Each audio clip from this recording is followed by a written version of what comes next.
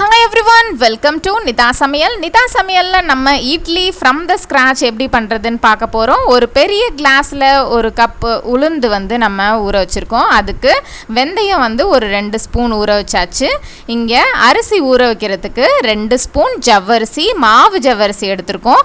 அதே மாதிரி 2 ஸ்பூன் வந்து சோயா வந்துட்டு நம்ம சேர்த்து இதை நம்ம அரிசியோட சேர்த்து ஊற வைக்க போகிறோம். ஸோ அரிசி வந்து இதுக்கு எத்தனை கிளாஸ்னால் 6 கிளாஸ் அரிசிங்க.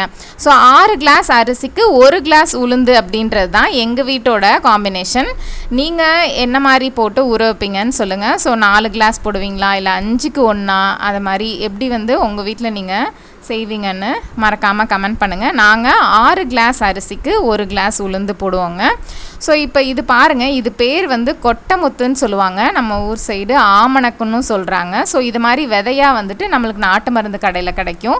இதை லைட்டாக வந்துட்டு தட்டுனீங்கன்னா அந்த மேலே இருக்க தோலெல்லாம் தனியாக வந்துடும். அதில் உள்ளே இருக்க விதை மட்டும் 1 ஸ்பூன் அளவுக்கு வந்துட்டு நம்ம எடுத்து வச்சுக்கணும். இதை வந்து நீங்கள் உளுந்தில் போட்டும் அரைக்கலாம், இல்லைன்னா நீங்கள் வந்து அரிசியோட போட்டும் அரைக்கலாங்க. இது வந்து உடம்புக்கு ரொம்ப நல்லது. இது வந்து ஆமணக்குலேருந்து தான் விளக்கெண்ணெய் எடுப்பாங்க. ஸோ விளக்கெண்ணெய் வந்து ரொம்ப உடலுக்கு குளிர்ச்சி இல்லையா? ஸோ வந்துட்டு அதனால நம்ம இட்லியில் அரைச்சி நம்ம வந்து அதை சாப்பிடும்போது வந்துட்டு உடம்பு நல்லாவே குளிர்ச்சி ஆகும். ஸோ அந்த குளிர்ச்சிக்காக தான் நம்ம வெந்தயமும் ஆட் பண்ணுறோம் இல்லையா? ஸோ அது இன்னும் கொஞ்சம் எக்ஸ்ட்ராவாக நம்மளுக்கு வந்து உடம்பு வந்து குளிர்ச்சி ஆகணும் அப்படின்றதுனால, அதாவது குடல் புழுக்கள்லாம் கூட சுத்தமாகும்னு சொல்கிறாங்க. ஸோ விளக்கெண்ணெய் சாப்பிடும்போது.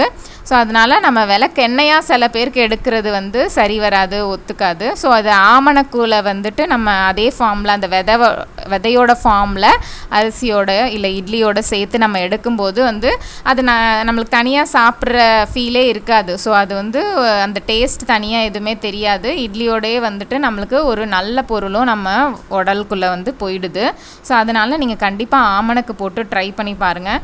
சில பேர் ஆமணக்கு வந்து நல்லதில்லை அப்படின்லாம் சொல்லுவாங்க. அப்படியெல்லாம் இல்லைங்க. நாங்கள் யூஸ்வலாக வந்து அது போட்டு தான் அரைக்கிறோம்.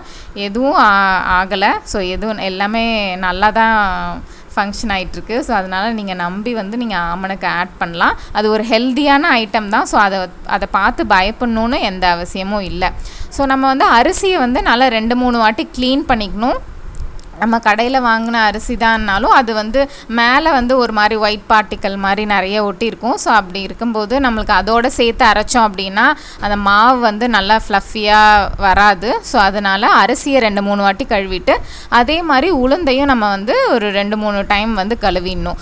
அரிசி மாதிரியே உளுந்து மேலேயும் அந்த ஒயிட் பார்ட்டிகல்ஸ்லாம் இருக்கும். ஸோ அதெல்லாம் நம்ம வந்து அலசிட்டு அதை நம்ம ஊற வச்சு அதை வந்து அரைக்கும்போது தான் நம்மளுக்கு வந்து இட்லி வந்து நல்லா ஃப்ளஃபியாக வரும்.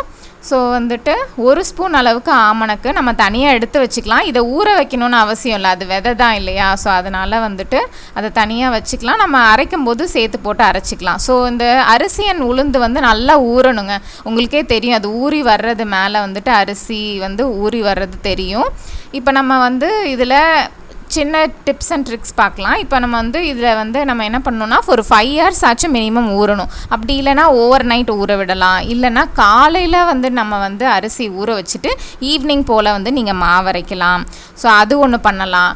அப்படி இல்லைனா இன்னொன்று என்ன பண்ணலான்னா, நம்ம வந்து உளுந்து வந்து கொஞ்சம் ஊறி வரும்போது வந்துட்டு நம்ம தூக்கி ஃப்ரிட்ஜில் வச்சுட்டு அந்த ஃப்ரிட்ஜில் வச்சதோட அந்த ஐஸோடு சேர்த்து அரைச்சோன்னாலும் நம்மளுக்கு நல்லா ஃப்ளஃபியான மாவு வந்து கிடைக்கும். ஸோ உளுந்து இன்னொன்று என்ன பண்ணலான்னா, அரிசியை ஃபஸ்ட்டு ஊற வச்சுட்டு அது நல்லா ஊறினதுக்கப்புறம் வந்துட்டு ஒரு 3 hours 4 hours கழித்து அதுக்கப்புறம் நீங்கள் உளுந்து ஊற வச்சிங்கனாலும் ஊறின உடனே நம்மளுக்கு அரைச்சாலுமே வந்துட்டு நல்லா ஃப்ளஃபியாக வரும். ஸோ இந்த மாதிரி சின்ன சின்ன டிப்ஸ் அண்ட் ட்ரிக்ஸு உங்களுக்கு ஒர்க் அவுட் ஆகுது அப்படின்றத நீங்கள் பார்த்து வந்து ட்ரை பண்ணுங்கள். ஸோ நான் வந்து யூஸ்வலாக வந்து 2 ஒன்றா தான் ஊற வச்சுடுவேன். ஊற வச்சுட்டு உளுந்து வந்து அது அப்படி கொஞ்சம் லைட்டாக வெடித்து வரும்போது நான் ஃப்ரிட்ஜில் தூக்கி வச்சுருவேன். ஸோ இப்போ வந்து உளுந்து அரைக்கிறோம். நாங்கள் வந்து இப்போ உளுந்துலே வந்து அந்த ஆமணக்கு விதை வந்து சேர்த்து அரைக்கிறோம். ஸோ உளுந்து வந்து நல்லா தண்ணி தெளித்து நீங்கள் அரைக்கணும். சில பேர் வந்து வடைக்கு அரைக்கிற மாதிரி தண்ணி தெளிக்காமல் அரைக்கும்போது அந்த ஃப்ளஃபினஸ் வராது. ஸோ கண்டிப்பாக தண்ணி தெளித்து நம்ம வந்து அடிக்கடி பார்த்து அதை தெளித்து வந்துட்டு நம்ம மாவு வந்து அரைக்கணும். ஸோ பக்கத்துலேயே உளுந்து மட்டும் முடிஞ்ச வரைக்கும் பக்கத்துலேயே நின்று அரைங்க. ஏன்னா தண்ணி ஊற்றிட்டு நம்ம அந்தாண்ட போயிட்டோம் அப்படின்னா அது வந்து சரியாக அரைப்படாது. அப்படி இல்லைன்னா அது நல்லா பொங்கி வராது. அதை மாதிரி நிறைய இது இருக்கும். ஆனால் நீங்கள் ஐஸில் வச்சு அரைக்கும் போது இன்னும் கொஞ்சம் நல்லாவே பொங்கி வரும். இல்லை ஐஸ் கட்டி போட்டு கூட சில பேர் அரைக்கிறாங்க. அது மாதிரி நான் இது வரைக்கும் ட்ரை பண்ணதில்லை. நான் ஃப்ரிட்ஜில் வச்சு அப்படியே எடுத்து அரைச்சிருவேன். அதுக்கு அடுத்தது நம்ம அரிசி மாவும் அதே இதிலே வந்துட்டு ஆட்டி எடுத்துக்கலாம். ஸோ இப்போ நிறைய பேர் வந்து மாவு வந்து பெருசாக ஆட்டுறதில்ல, நம்ம கடையிலே தான் வாங்குகிறோம். ஸோ அதுக்கு பதிலாக நம்ம வீட்டிலே இது மாதிரி ஒரு வாரத்துக்கு ஒரு வாட்டி அரைச்சி வச்சிட்டோம்னா கூட போதும். நம்ம நிறைய தேவைப்படுறப்ப இட்லி, தோசை நம்ம வந்து வெரைட்டியாகவே செஞ்சு சாப்பிட்டுக்கலாம். உடம்புக்கும் ரொம்ப நல்லது. கடையில் வாங்கி அவங்க என்னென்ன ஆட் பண்ணுவாங்கன்னு தெரியாது. ஸோ நம்மளே நம்ம கையால் அரைக்கும் போது அதில் இருக்க வந்து குட்னஸ் எல்லாமே நம்மளுக்கு கிடைக்கும். ஸோ இதில் நம்ம என்னென்ன நிறைய ஆட் பண்ணியிருக்கோம் இல்லையா, ஆமணக்கு ஆட் பண்ணியிருக்கோம், சோயா ஆட் பண்ணியிருக்கோம், அதுக்கப்புறம் வந்து ஜவ்வரிசி எல்லாம் ஆட் பண்ணியிருக்கோம்.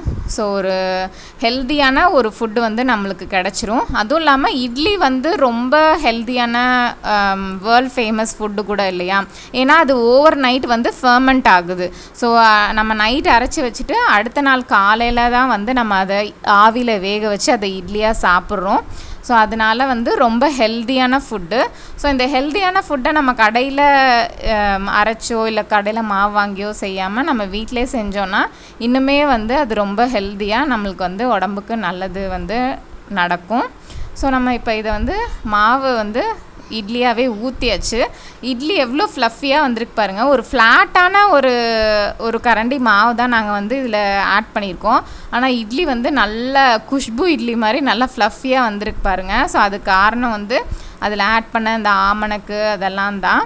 ஸோ அதே மாதிரி நம்ம பிசுன்னு வராமல் வந்து நல்லாவே வந்துட்டு சூப்பராக பிட்டு சாப்பிட்ற மாதிரி அழகாக வரும். அதுக்கான காரணம் வந்து இந்த சோயா அண்டு ஜவ்வரிசி ஆட் பண்ணோம் இல்லையா. ஸோ அதுதான் வந்துட்டு நம்மளுக்கு சூப்பரான ஒரு இட்லியை வந்து நம்மளுக்கு கொடுத்துருக்கு. இட்லி மட்டும் இல்லை, தோசையுமே நம்ம இதே மாவுலே தான் வந்து நம்ம ஊற்றிக்கலாம். பிசுன்னு வராது, ஒட்டியெல்லாம் வராது, நல்லா மொறுன்னு தோசை நீங்கள் ஊற்ற முடியும் இதே மாவில். ஸோ ஜவ்வரிசிலாம் ஆட் பண்ணுறதுனால ஒரு வேளை தோசைக்கு வராதோ அப்படியெல்லாம் நீங்கள் பயப்பட தேவையில்லை. So idli as well as dosa, இதிலே பணியாரம்லாம் கூட நம்ம செய்யலாம்.